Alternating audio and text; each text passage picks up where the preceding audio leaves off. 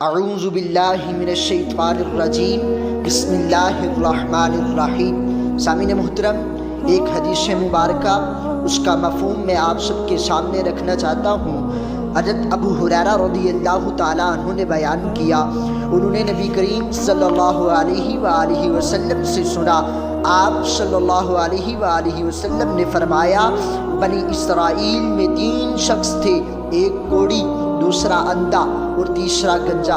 اللہ تعالیٰ نے چاہا کہ ان کا امتحان لیا جائے، چنانچہ اللہ تعالیٰ نے ان کے پاس ایک فرشتہ بھیجا۔ فرشتہ پہلے کوڑی کے پاس آیا، اس سے پوچھا کہ تمہیں سب سے زیادہ کیا چیز پسند ہے؟ اس نے جواب دیا، اچھا رنگ اور اچھی چمڑی، کیونکہ مجھ سے لوگ پرہیز کرتے ہیں۔ بیان کیا، فرشتے نے اس پر اپنا ہاتھ پھیرا، اس کی بیماری دور ہو گئی، اس کا رنگ بھی خوبصورت ہو گیا، چمڑی بھی اچھی ہو گئی۔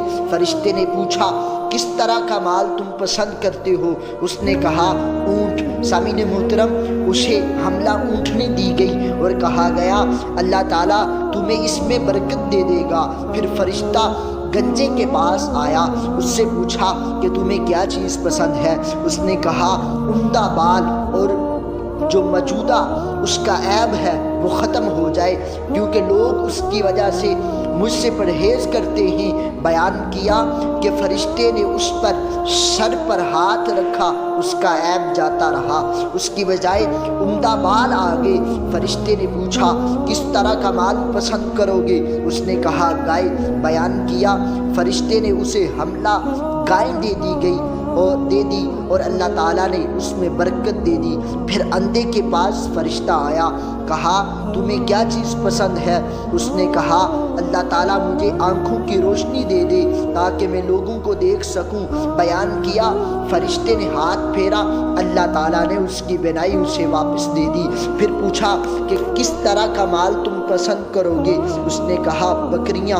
فرشتے نے اسے حملہ بکری دے دی۔ پھر تینوں جانوروں کے بچے پیدا ہوئے، یہاں تک کوڑی کے اونٹنوں سے اس کی وادی بھر گئی، گنجے کی گائے سے، بیل سے اس کی وادی بھر گئی، اندھے کی بکریوں سے اس کی وادی بھر گئی۔ پھر دوبارہ فرشتہ اپنی اسی پہلی شکل میں کوڑی کے پاس آیا اور کہا، میں ایک نہایت مسکین اور فقیر آدمی ہوں، سفر کا تمام سامان و اسباب ختم ہو چکا ہے، اللہ تعالیٰ کے سوا کسی سے حاجت پوری ہونے کی امید نہیں۔ اللہ تمہیں اسی اللہ کا واسطہ ہے، اسی ذات کا واسطہ ہے جس نے تمہیں اچھا رنگ، اچھا چمڑا، مال عطا کیا۔ ایک اونٹ کا سوال کرتا ہوں جس سے سفر کو پورا کر سکوں۔ اس نے فرشتے سے کہا کہ میرے ذمے حقوق بہت سے ہیں۔ فرشتے نے کہا، غالباً میں تمہیں پہچانتا ہوں، کیا تمہیں کوڑ کی بیماری نہیں تھی جس کی وجہ سے لوگ تم سے گن کھاتے تھے؟ تم ایک فقیر کی علاج تھے، پھر تمہیں اللہ تعالیٰ نے یہ چیزیں عطا کی۔ اس نے کہا، یہ ساری دولت تو میرے باپ دادا سے چلی آ رہی ہے۔ فرشتے نے کہا، اگر تم جھوٹ بولتے ہو تو میں اللہ پہلی حالت میں لٹا دے۔ پھر فرشتہ گنجے کے پاس آیا، اپنی اس پہلی صورت میں آیا، اس سے بھی وہی درخواست کی، اس نے بھی وہی کوڑی والا جواب دیا۔ فرشتے نے کہا، اگر تم جھوٹ بولو اللہ تعالیٰ تمہیں اپنی پہلی حالت میں لٹا دے۔ اس کے بعد فرشتہ اندھے کے پاس آیا، اپنی اس پہلی صورت میں، اور کہا، میں ایک مسکین آدمی ہوں، سفر کے تمام سامان ختم ہو چکے ہیں، سوائے اللہ تعالیٰ کے کسی سے حاجت پوری ہونے کی توقع نہیں۔ میں تم سے اس ذات کا واسطہ دے کر جس نے تمہیں تمہاری بینائی واپس دی، ایک بکری مانگتا ہوں جس سے اپنے سفر کی ضروریات پوری کر سکوں۔ اندھے نے جواب دیا کہ واقعی میں آندھا تھا، اللہ تعالیٰ نے مجھے اپنے فضل سے بینائی عطا فرمائی، اور واقعی میں فقیر اور محتاج تھا، اللہ تعالیٰ نے مجھے مالدار بنایا، تم جنت جتنی بکریاں چاہو لے سکتے ہو۔ اللہ کی قسم، جب تم نے اللہ کا واسطہ دیا تو جتنی بھی تمہارا جی چاہتا ہے تم ساری کی ساری لے جاؤ، تمہیں ہرگز نہیں روکوں گا۔